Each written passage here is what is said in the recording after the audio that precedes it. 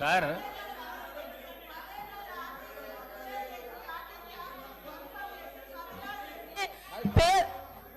పదేళ్ల టీఆర్ఎస్ ప్రభుత్వంలో ఆర్టీసీ ఆస్తులను ధ్వంసం చేసి కుదేలు చేసి కబ్జాలు చేసి ఆర్టీసీ ఉద్యోగులు ఆత్మహత్య కారణమైన వీళ్ళు ఇవాళ ఆర్టీసీ గురించి మాట్లాడుతున్నారు.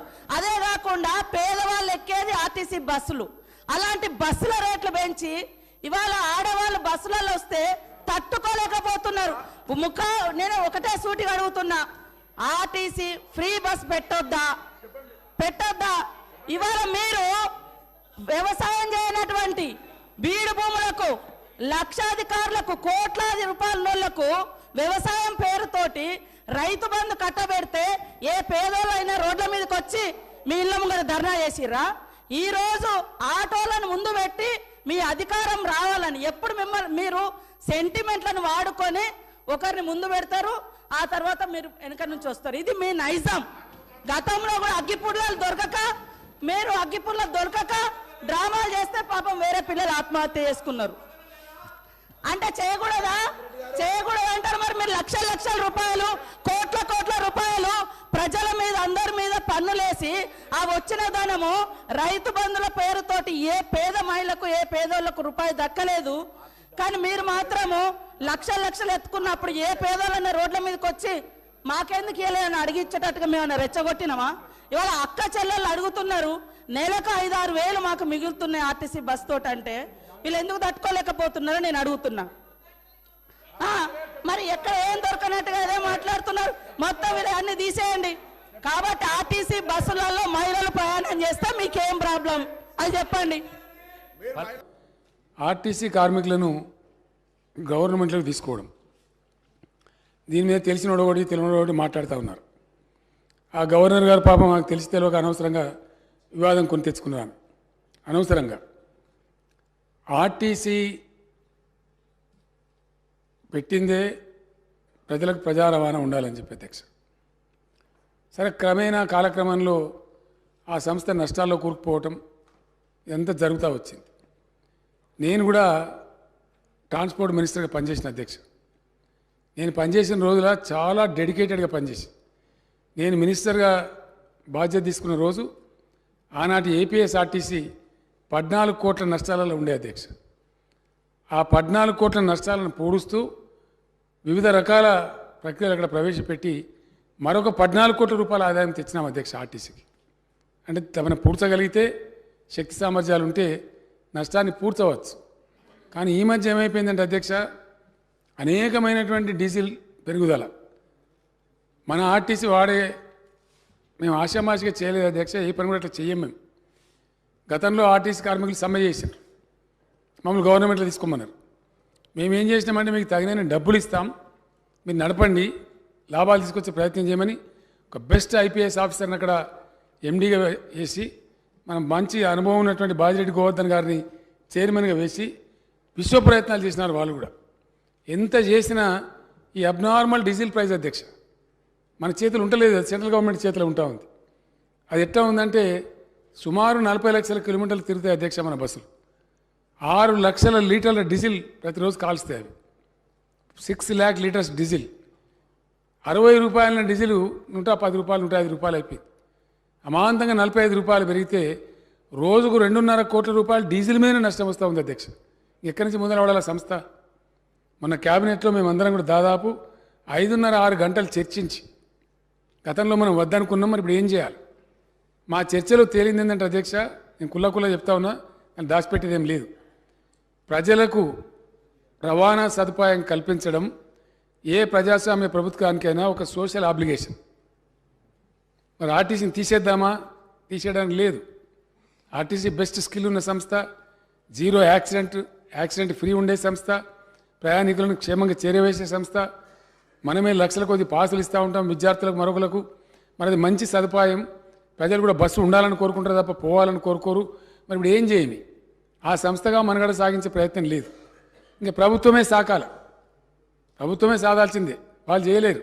వాళ్ళ కాలికి మస్తు ప్రయత్నాలు చేసినారు. గోవర్ధన్ గారు, ఆ ఎండీ గారు చాలా ప్రయత్నం చేసినారు. చివరి క్యాబినెట్లో తేలింది ఏంటంటే వాళ్ళకి సంవత్సరానికి 1500 కోట్లు ఇస్తూ ఉన్నాం అధ్యక్ష. ఇప్పుడు బడ్జెట్లో పెట్టి మరీ ఇస్తూ ఉన్నాం. Every year 1,500 crores we are giving to the RTC.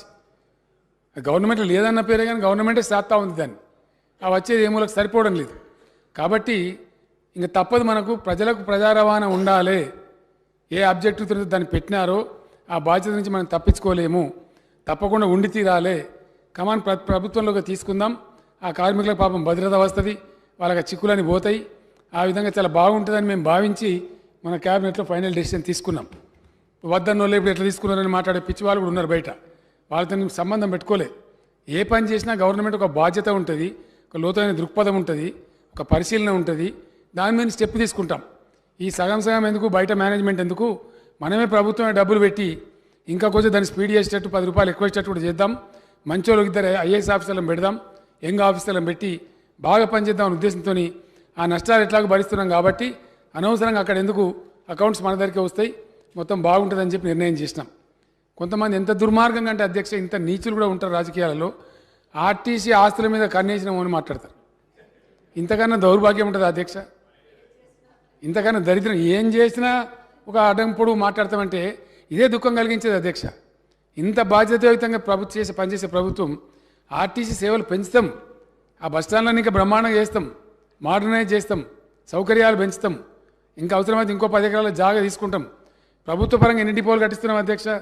ఇప్పుడే అక్బరుద్దీన్ ఓవైసీ గారు అడిగినారు, బండ్లగూడలో నాకు బస్ డిపో కావాలని చెప్పి. ఎందుకు అడుగుతున్నా, అక్బరుద్దీన్ పర్సనల్ ఏం లేదు అక్కడ. ఆ ప్రాంత ప్రజలకు ట్రాన్స్పోర్ట్ ఫెసిలిటీ కావాలా. His idea is constituency people should get good facility. Definitely government will take up. దానిలో ఏమవుతుంది, ఇంకా అదనంగా జాగాలు సమకూరుస్తాం. అభి బోలేతే अकबर भाई क्या औकाफ ज़मीन का है, वहाँ से नो ऑब्जेक्शन लेके वहाँ सारी चीज़ बना सकते बोले. ऐसा और ज़मीन हम आरटीसी को देंगे, देते ही जाएंगे. उस संस्था को बढ़ा लेंगे. वो अपना संस्था है, अपना घर का बच्चा है, उसको कैसा मार देते. సో ఇట్లా దుర్మార్గం మాట్లాడే ఈ చిల్లరగాల మాటలని కాదు. ప్రభుత్వం అంటే ప్రభుత్వానికి ఒక బాధ్యత ఉంటుంది, సమాజానికి మేము జవాబుదారులము. ఖచ్చితంగా రవాణా సదుపాయాన్ని ప్రజలకు అందుబాటులో ఉంచాలని, ప్రజలకు ప్రజా రవాణా అందుబాటులో ఉంచడం ప్రజాస్వామిక ప్రభుత్వం యొక్క సామాజిక బాధ్యతని గుర్తించి క్యాబినెట్లో 4 గంటల సేపు మేము చర్చించి దాన్ని ప్రభుత్వంలోనే చేర్చుకుని ఇంకా బాగుంటుందని చెప్పి ఆలోచించి ఒక బాధ్యతాయుతమైన నిర్ణయం తీసుకున్నాం. అందులో కూడా ప్లస్ మైనస్ అన్ని చర్చించి డైరెక్ట్ గవర్నమెంటే కరెక్ట్ అని చెప్పి వాళ్ళని తీసుకున్నాం. వాళ్ళకి భద్రత వస్తూ ఉంది. అప్పుడు పీఆర్సీ ఇస్తాం, వాళ్ళకి ఆటోమేటిక్గా పెరుగుతుంది. ఏ సదుపాయం ఎంప్లాయీస్కి ఇచ్చినా ఆ 43,000 ఉద్యోగులకు కూడా అన్ని పెరుగుతాయి. పాపం వాళ్ళు కూడా సంతోషంగా ఉంటారు, ఉద్యోగ భద్రత వస్తుందని, కార్యకలాపాలు కూడా పెరుగుతాయని అనుకున్నాం అధ్యక్ష. మరి ఆ గవర్నర్ గారు ఎందుకు ఉంచుకున్నారో తెలియదు. ఆ పనులంతా పెట్టుకొని 96 క్లారిఫికేషన్లు అడిగి, అది మినిమం అధ్యక్ష. అసలు గవర్నర్ గారు అదే చెప్తున్నాను నేను. ఈ సభ్యులు వెళ్ళిపోతారని నేను చెప్తున్నా, నేను దాటంగానే వీళ్ళు దాటగలరని చెప్తున్నా. అయితే వారికి జ్ఞానోదయమై గవర్నర్ గారు మధ్యాహ్నం బిల్ సంతకం చేసి పంపించారు. చాలా సంతోషం, వారికి నేను ధన్యవాదాలు చెప్తున్నా. ఆర్టీసీ కార్మికుల పక్షాన, నా పక్షాన. ఇప్పుడు ఆ బిల్లు వచ్చింది, రెడీగా ఉంది. ఇంకోటి మున్సిపల్ బిల్ ఏదో కూడా చిన్నది ఉంది. ఆ 2 కూడా బిల్లు పాస్ చేసేవారు గౌరవ సభ్యులు దయచేసి సభలోనే ఉండాలి. అది మన బాధ్యత. నేను తినలేదు కాబట్టి నాకు ఒక్కరిని పర్మిషన్ ఇస్తే నేను పోతా. పొమ్మంటారా? నేను లంచ్ చేయలేదు కాబట్టి నేను వెళ్తాను. మిగిలిన సభ్యులు దయచేసి ఉండి తమరు కూడా కొంచెం ఓపిక చేసుకొని ఉండి ఆ బిల్స్ కూడా కంప్లీట్ చేస్తే ఈ సెషన్కి పూర్తిగా నిండుదనం వస్తుంది. కాబట్టి అది చేయాలని కోరుతూ సెలవు అధ్యక్ష. ధన్యవాదాలు. పేమెంట్స్ కూడా గతంలో శాలరీ 4 నెలలకు 6 నెలలకు ఏడాదికి ఇచ్చేది అధ్యక్ష.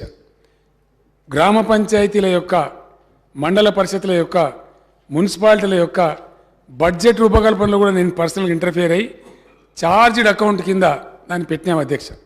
అంటే ఫస్ట్ కరెంట్ బిల్ పే చేయాలా, సెకండ్ శాలరీస్ పే చేయాలా, దాని తర్వాత మిగిలితేనే అభివృద్ధి కార్యక్రమాలు ఖర్చు పెట్టుకోవాలనేటువంటి యాక్ట్లోనే పెట్టినాం. మున్సిపల్ యాక్ట్లో కానీ, గ్రామ పంచాయతీ యాక్ట్లో కానీ గతంలో మాదిరిగా కాకుండా వాళ్ళకి రెగ్యులర్గా శాలరీస్ కూడా అంతా ఉన్నాయి. వాళ్ళ సమస్యలు ఏమైనా ఉండితే తప్పకుండా ప్రభుత్వం సానుభూతితో పరిశీలిస్తుంది, తప్పకుండా దాన్ని పరిష్కారం చేసే ప్రయత్నం చేస్తుందని కూడా నేను మనవి చేస్తా ఉన్నాను అధ్యక్ష.